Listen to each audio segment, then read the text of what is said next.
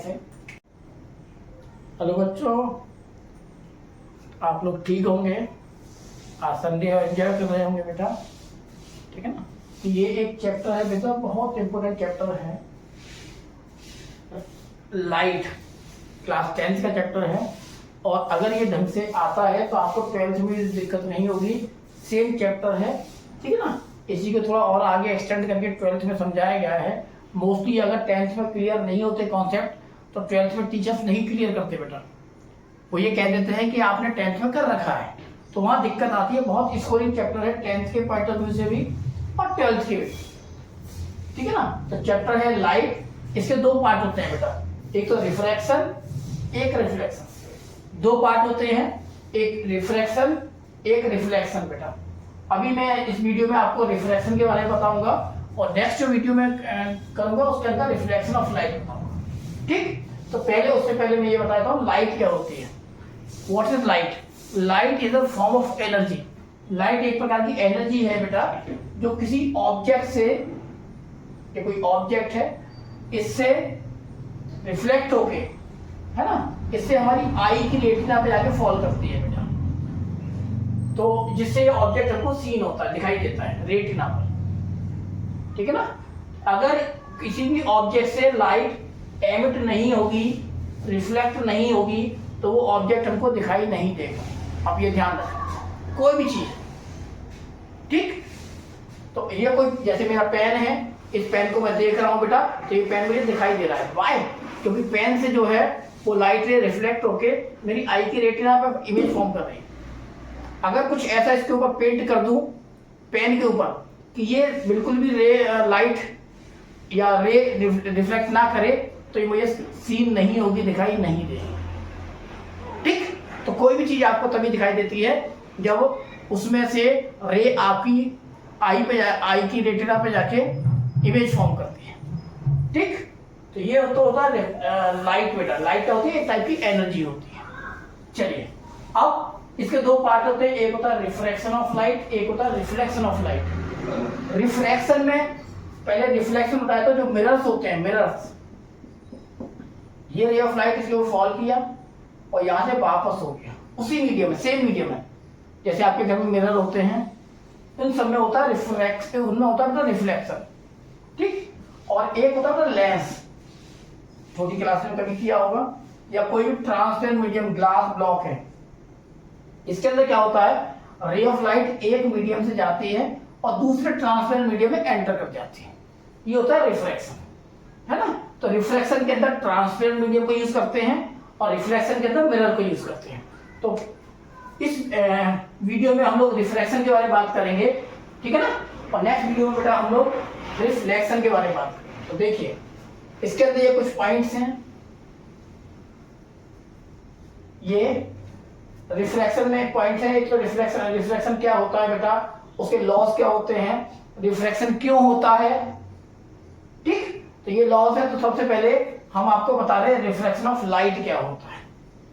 First heading, refraction of light. क्या होता है बेटा रिफ्लेक्शन ऑफ लाइट? देखिए, इसके अंदर ये एक ट्रांसपेरेंट मीडियम है बेटा, ठीक। ये कोई ग्लास ब्लॉक है, ट्रांसपेरेंट है, यहां एयर है ना। तो कोई भी रे ऑफ लाइट जब एक ट्रांसपेरेंट मीडियम से दूसरे ट्रांसपेरेंट मीडियम में एंटर करती है, when the ray of light enters from one transparent medium to another transparent medium of different density, तो उस केस में क्या होता है बेटा, ये रे ऑफ लाइट यहां से आई और इसके अंदर एंटर किया। आपको मालूम है एयर है, तो एयर सॉफ्ट होती है, तो ये सॉफ्ट मीडियम को हम लोग कहते हैं रेयरर मीडियम। और जो ग्लास है बेटा, उसे हम लोग कहते हैं डेंसर मीडियम, डेंसर यानी हार्ड मीडियम, ठीक है ना। रिफ्रैक्शन तभी होगा जब दो ट्रांसपेरेंट मीडियम होंगे और दोनों की डिफरेंट डेंसिटी होगी। ये ध्यान रखना, एयर टू एयर भी रिफ्रैक्शन होता है, एयर टू ग्लास भी होगा, ग्लास टू एयर भी होगा। दो ट्रांसपेरेंट मीडियम होने चाहिए, शर्त यह है कि उनकी डेंसिटी अलग अलग होनी चाहिए। एक हाई डेंस होना चाहिए, एक लो डेंस होना चाहिए। चलिए, ये रे ऑफ लाइट आई, ये नॉर्मल डाला हुआ, नॉर्मल है, इसमें 90 डिग्री का। जैसे ही इससे इसमें एंटर करेगी, एक्चुअल में इसको सीधे जाना चाहिए, बट नहीं जाती, ये बेंड कर जाती है टुवर्ड्स नॉर्मल। रीजन बताऊंगा अभी क्या है, क्यों कर रही है, ठीक है ना। तो ये जो फर्स्ट मीडियम में रे ऑफ लाइट होती है, इसे कहते हैं इमरजेंट रे,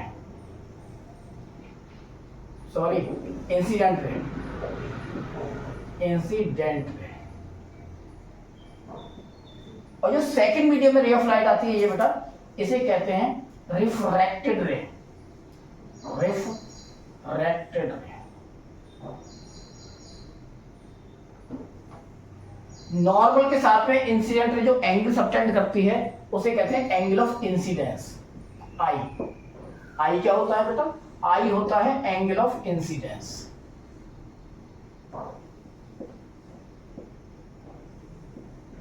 ठीक। और जो सेकंड मीडियम में रे ऑफ लाइट आई है, उसे कहते हैं रिफ्रैक्टेड रे। और ये जो रिफ्रैक्टेड रे होती है, वो नॉर्मल के साथ जितना एंगल फॉर्म करती है बेटा, आर, इसे कहते हैं angle of refraction, angle of refraction, ठीक है ना। Its symbol is R. तो when the ray of light enters from rare medium to denser medium और air to glass, then the ray of light bend towards the normal, यानी normal तक bend कर जाती है, ठीक है ना। क्यों करती है मैं बताऊंगा। अभी ये देखो मेरे पास टॉपिक है कॉज ऑफ रिफ्लेक्शन, इसमें बताऊंगा मैं। अभी समझ लो, ये गई रे ऑफ लाइट बेटा, एक्चुअली में इसको सीधे जाना चाहिए था, बट ये सीधे ना जाके नॉर्मल की तरफ बेंड कर जाती है। तो जब कोई भी ray of light rare medium यानी सॉफ्ट मीडियम से हार्ड ट्रांसफर मीडियम में एंटर करती है, तो बेंड करके टुवर्ड्स द नॉर्मल। और इसका उल्टा होता है दूसरे केस में, क्या बेटा? ये देखिए, जब डेंसर मीडियम से यानी ग्लास से, अगर ग्लास से, तो ये पहला मीडियम कहलाएगा, ग्लास से जिसको डेंसर मीडियम कहेंगे, कोई रे ऑफ लाइट एयर में एंटर करेगी, तो वो बेंड सीधी नहीं जाती बेटा, वो बेंड कर जाती अवे, यानी इस नॉर्मल से और दूर, ऐसे, ठीक है ना। तो व्हेन द रे ऑफ बेटा, when the ray of light enters from denser medium to rarer medium, then it bends away from the normal। इसका बिल्कुल उल्टा बेटा, away from the normal, ठीक। अब बाकी फॉर्मेट वही है, ये फर्स्ट मीडियम कहलाएगा, ये सेकंड मीडियम कहलाएगा। फर्स्ट मीडियम में जो रे ऑफ लाइट होती है उसको इंसिडेंट रे कहते हैं, सेकंड मीडियम में जो रे ऑफ लाइट होती है उसको रिफ्रैक्टेड रे कहते हैं। ये इंसिडेंट रे है, रिफ्रैक्टेड रे, ये एंगल ऑफ इंसिडेंस है बेटा, तो ये एंगल ऑफ रिफ्रैक्शन। अब देखिए एक चीज में बताऊं, ये रे ऑफ लाइट जा रही थी, ये इतना बेंड कर गई, तो इतना एंगल टर्न किया ना बेटा, इतना जानी चाहिए थी, ऐसे की, तो जितना एंगल टर्न करती है उसको रिप्रेजेंट करते हैं डेल्टा से। इसे कहते हैं angle of deviation, angle of deviation. ध्यान रखना, अच्छी तरह पढ़ना, कोई क्वेरी हो कमेंट में बता देना, मैं उसको फिर क्लियर कर दूंगा, क्योंकि 12th के पॉइंट ऑफ व्यू से बहुत इंपॉर्टेंट, 10th तो है ही बेटा, फिर इसके बिना 12th में भी कुछ नहीं होगा। और टीचर ये बातें बताएंगे नहीं, क्योंकि सिलेबस उसमें होता नहीं है, उसमें आगे एडवांस होता है। चलिए, ठीक है ना। इसमें क्या होता है, इसमें ये थी ऐसे जानी चाहिए थी, इतनी बेंड कर दी, तो ये है एंगल ऑफ डेविएशन, डेल्टा। तो इस केस में जब रेयर टू डेंसर जाती है बेटा, उस केस में आई बड़ा होता है, ठीक है ना। रेयर टू डेंसर जब जाती है कोई रे of light,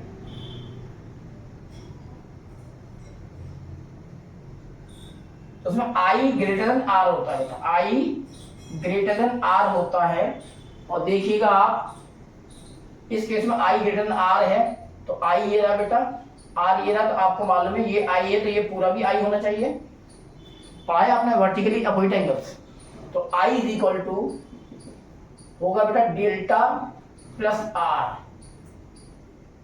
delta plus r. तो अगर आप एंगल ऑफ डेविएशन निकालना चाह रहे हैं डेल्टा, तो ये हो जाएगा बेटा आई माइनस आर।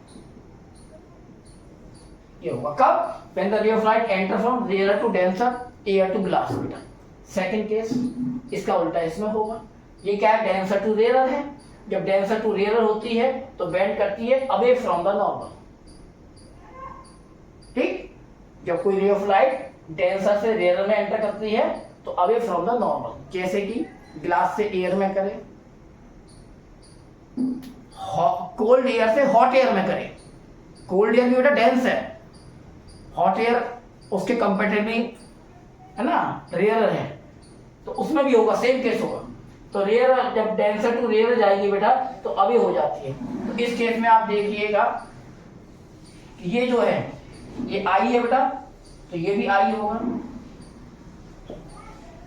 होगा तो I plus delta is equal to R होगा। चलिए इसे डेल्टा निकालेंगे तो आएगा आर माइनस आई। क्यों? क्योंकि इस केस में कौन बड़ा होता है, आर बड़ा होता है। ठीक है, चलिए फिर भी कोई क्वेरी हो बाई चांस तो आप बता दीजिएगा, है ना। तो ये होता है बेटा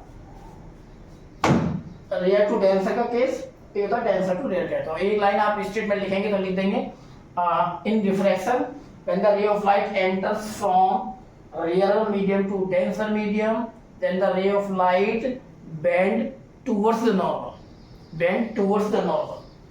or and when the ray of light enters from denser medium to rarer medium, it bends away from the normal. ठीक, नॉर्मल से दूर हट जाएगी बेटा इस केस में। और जितना एंगल हटेगी, चाहे टुवर्ड्स द नॉर्मल हटे चाहे अवे फ्रॉम द नॉर्मल, जितना एंगल हटेगी उसे कहते हैं एंगल ऑफ डेविएशन, और जिसका सिंबल होता है डेल्टा। ठीक है, चलिए अब आगे करते हैं। फर्स्ट मीडियम में जो रे ऑफ लाइट होती है उसे इंसिडेंट रे कहते हैं, और सेकंड मीडियम में जो रे ऑफ लाइट होती है उसको रिफ्लेक्टेड रे कहते हैं। नॉर्मल के साथ में इंसिडेंट रे जो एंगल बनाती है उसको एंगल ऑफ इंसिडेंस कहते हैं, और सेकंड में जो रिफ्रैक्टेड रे जो एंगल बनाती है with the normal, that is called refracted, that is called angle of refraction, और उसको रिप्रेजेंट करते हैं आर से, और एंगल ऑफ इंसिडेंस को रिप्रेजेंट करते हैं बेटा आई से। ठीक, चलिए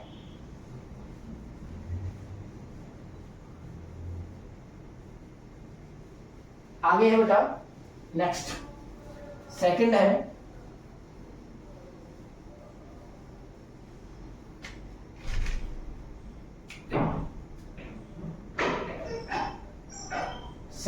लॉज ऑफ रिफ्लेक्शन।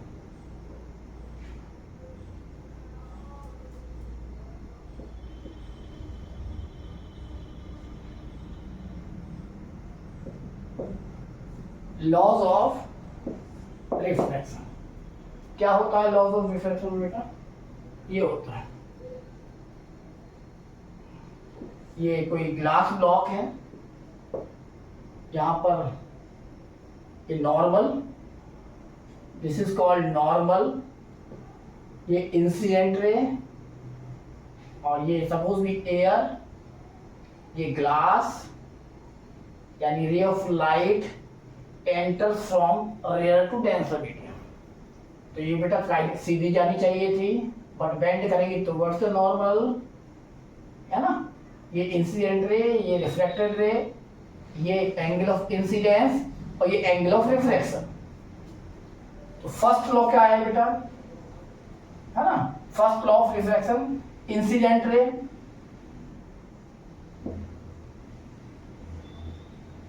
रिफ्रैक्टेड रे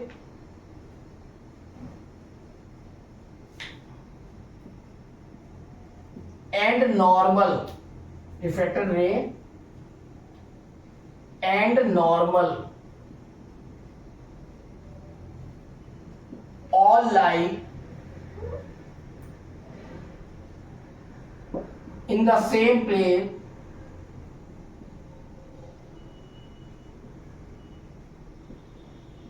at the same point, at the same point, एक ही पॉइंट पे जाके तीनों मीट करती है बेटा। ठीक है, तीनों एक ही पॉइंट पे जाके मीट करती है, normal, incident ray and reflected ray. Second है the sine of angle of incidence and the sine of angle of refraction, इसका रेशियो बताओ, the ratio between sine of angle of incidence to the sine of angle of refraction, है ना? The ratio between sine of angle of incidence to the sine of angle of refraction, it will remain constant, or this constant is represented by n, or in some books mu, कुछ बुकों में n से represent करते हैं, कुछ बुकों में बेटा mu से represent करते हैं। और इसको n को बेटा और mu को हम लोग कहते हैं रिफ्रैक्टिव इंडेक्स, रिफ्रैक्टिव इंडेक्स, ठीक, ऑफ वन मीडियम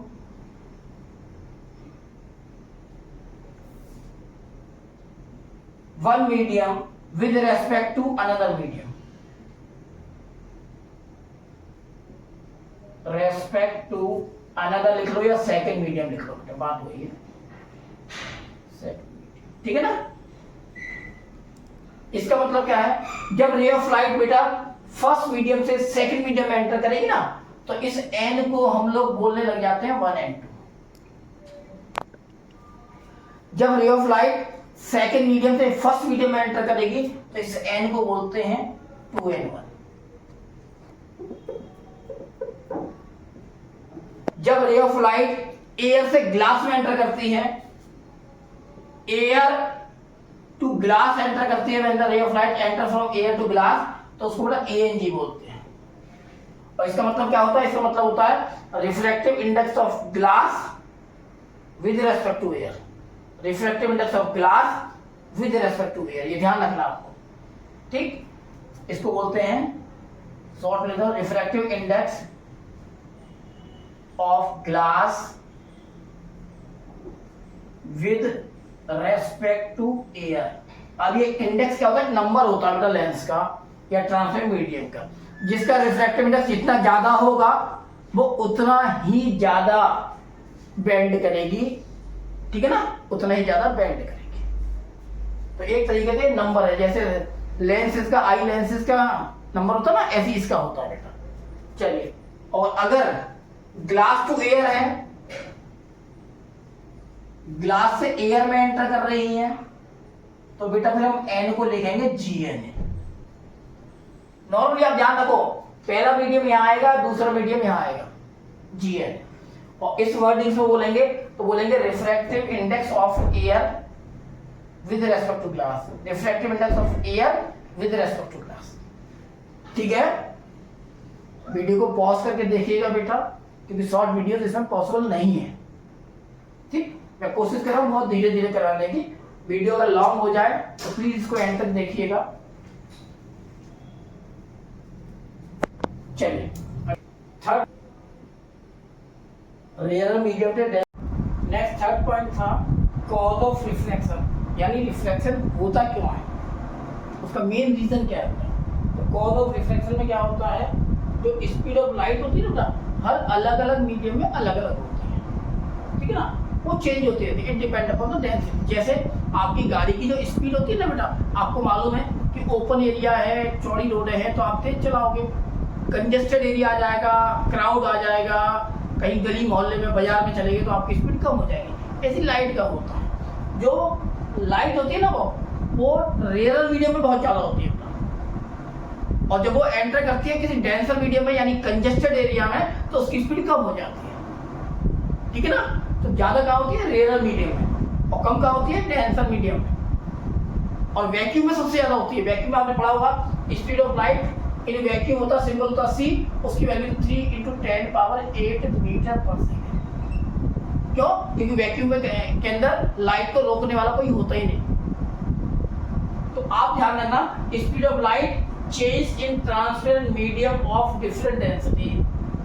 जब रेयर टू डेंसर मीडियम जाती है तो स्पीड जो होती है बेटा वो इंक्रीज करती है या डिक्रीज करती है, बताओ? रेयर टू डेंसर यानी ओपन एरिया से कंजेस्टेड एरिया में जा रही है, तो स्पीड आप कम करोगे ना गाड़ी चलाओगे तो ऐसी लाइट का होता है। जब रेयर टू डेंसर मीडियम जाती है तो स्पीड जो होती है बेटा वो डिक्रीज करती है, यानी कम होती है, घटती है।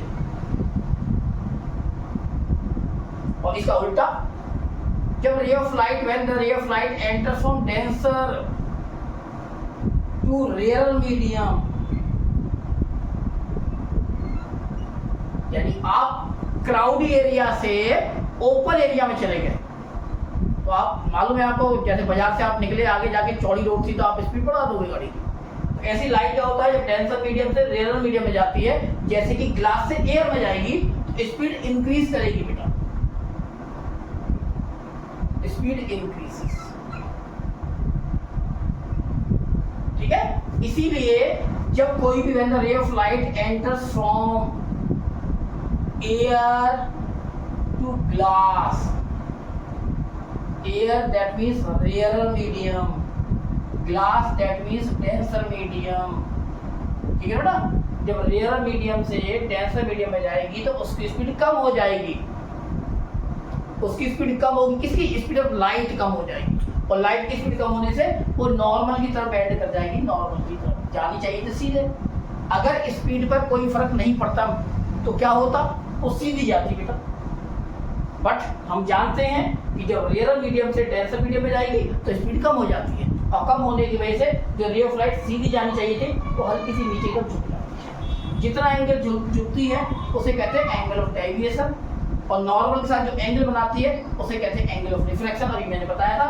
और जो फर्स्ट मीडियम में रे ऑफ लाइट होती है उसे इंसिडेंट रे कहते हैं, और जितना एंगल बनाती है उसको एंगल ऑफ इंसिडेंस कहते हैं। अब इसका उल्टा था, उल्टा क्या था बेटा, देखिए, जब रे ऑफ लाइट ग्लास से यानी डेंसर मीडियम से रेयर मीडियम में जाती है, एयर में जाती है, तो इसका उल्टा होता है। स्पीड क्या होती है बेटा, स्पीड यहाँ पर होती है दूसरे मीडियम में जैसी जाती है वो उसकी स्पीड बढ़ जाती है। क्यों, क्योंकि क्राउडी एरिया से ओपन एरिया में जा रहे हैं तो स्पीड बढ़ेगी।